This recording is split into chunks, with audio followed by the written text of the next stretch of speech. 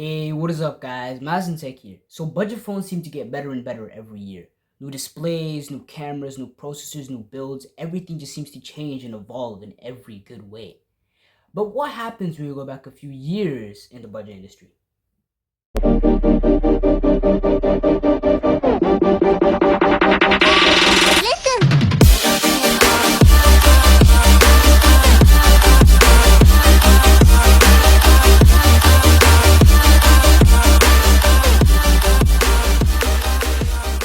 So this is the Samsung Galaxy A14. This phone was released about 3 years ago, 2023, and we're in 2026 right now, so it makes it about 3 years.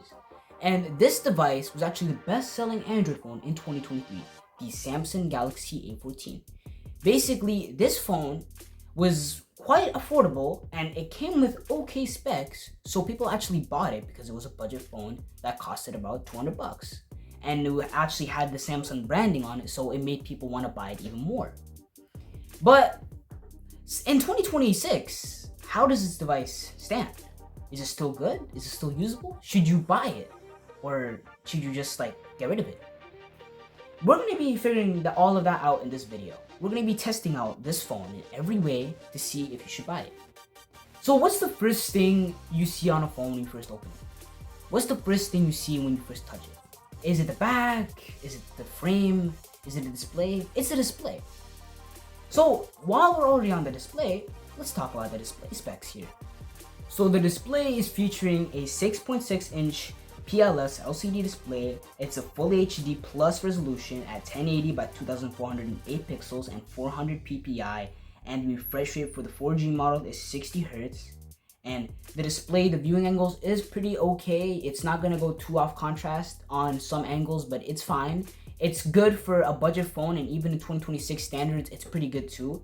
And we also do get about 480 nits of brightness, so it's not going to be too bad when it comes to brightness. It's going to be pretty bright, but when you go outdoors, you are going to start to see that this device isn't that bright.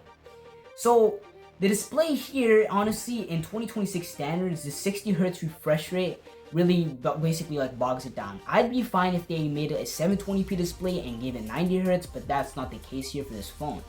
But in 2023, a lot of people bought this phone and actually really liked that 60 Hz display with a 1080p resolution.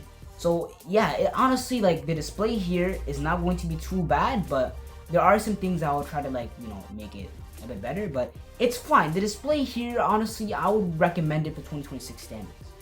But there are some issues when you come into scrolling because it's going to be a bit laggy. And the reason why it becomes a bit laggy is because we have to look into the performance. And while we're already on performance, let's talk about the performance specs. So the performance is about, the performance here is probably one of the worst things we're going to be talking about on this phone. We do get the MediaTek Helio G80 or the Exynos 850, depending on which region. You might get the MediaTek Helio G80. We do get about 4 gigs of RAM, 6 gigs of RAM, or 8 gigs of RAM. The storage configurations are about 64 gigabytes or 128 gigabytes of storage. And you do get expandable storage up to 1 terabyte. So all of this in translation means gaming will be pretty laggy. Some games won't even be able to handle on this phone. Some games will just be overall just hot garbage. But this device, when it comes into battery optimization, sometimes camera optimization, it will be fine when it comes to that, but nothing out of that area. Gaming, hot garbage. Anything that requires the device to actually work is going to be hot garbage. Because the processor here is pretty old. But the 5G model is actually more high-end. It's going to be much more better when it comes to every single thing. Everything. I'm talking everything. Even the display, even the battery is going to just be better because that phone's the 5G model. It has everything more high-end. But this model we're talking about is the 4G model, so it's not going to be as high-end. But you could pick up this phone for about 70 bucks. Even closer to that 50 bucks if you're lucky in the used market, if you're lucky. But see, one other thing that I noticed when I'm using this device for performance, when I unlock the phone, it takes 3 seconds, maybe even 4 seconds for me to actually unlock the phone because the phone has to take a bit to process everything. But let's get into the cameras here. The cameras, we're featuring a rear triple camera. We have a 50 megapixel aim, a 2 megapixel macro, and we do have a 2 megapixel depth sensor and a 5 megapixel ultra wide. Basically, what that means is you can only get up to 1080p, 30 FPS, no more than that. It's going to be, there's like, when you look at the camera, it's, since like the processor can actually process the images well, it's not going to be very like bad. Honestly, the camera here is probably one of the best things on the actual phone, other than the battery, but yeah. And when it comes to video stabilization here, it's not going to be too like stuttery and glitchy. It's not going to be too like not really like stabilized. It's going to have pretty good stabilization because the phone itself, when you record on it, you can get up to 1080p with good stabilization. Not too bad of stabilization here too. So the camera here is pretty fine in 2026 standards. Honestly, I would really recommend, if you just want a good camera, I would recommend this phone for that 70 bucks. But if there's anything else, no, do not get it for that.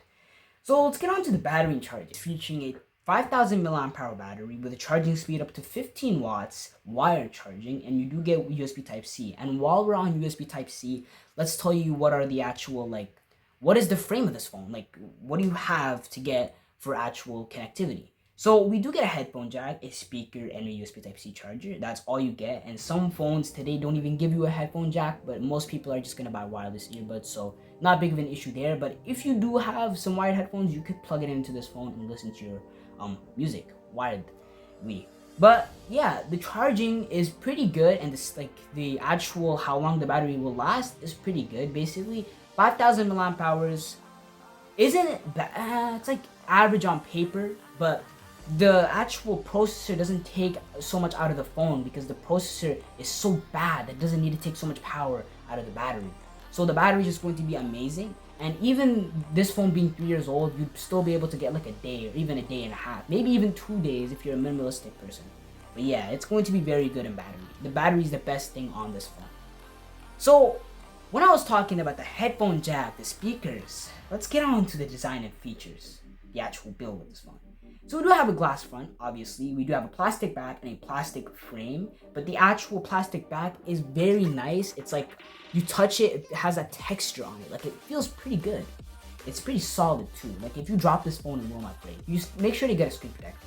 And we do get a 3.5mm headphone jack and USB Type-C 2.0. And the original software you're gonna get on this phone is Android 13 One UI Core 5. You could get up to Android 15 One UI 6, but there's nothing more that you can get, or One UI 7. But yeah, the software support, basically One UI Core means they've taken all the nice features out of the actual One UI software and stripped it down. Basically, you have an apple, you eat it all the way till its core. That's basically One UI 7 Core. So basically, it's not going to be as, like, they stripped down all the good features. It's not going to be as nice as other One UI phones. But yeah, this phone is also 102 grams of weight. The dimensions of it is 167 by 78, and about it's not that thick or thin. It's a 9.1 millimeters thick. It's not too bad when it comes to that too. And we do get a side-mounted fingerprint scanner, so it's not going to be the fastest thing, and due to the performance, it's going to be a bit slow too. But honestly, this phone, for this thing being about 3 years old, honestly, this device is pretty good. And since this thing is a budget phone, you buy this phone just for basic stuff, calling people, texting people. Honestly, I would really recommend it, because if you're just wanting to spend 70 bucks into calling and texting and sometimes watching some stuff on social media, you could get away with that. You could do that very easily. It's not going to be that bad. But that's going to be the end of the video, guys. I do recommend this phone for most people in that sort of range and area. But if you guys enjoyed this video, make sure you guys like, subscribe, and comment. And I'll see you guys when you see me.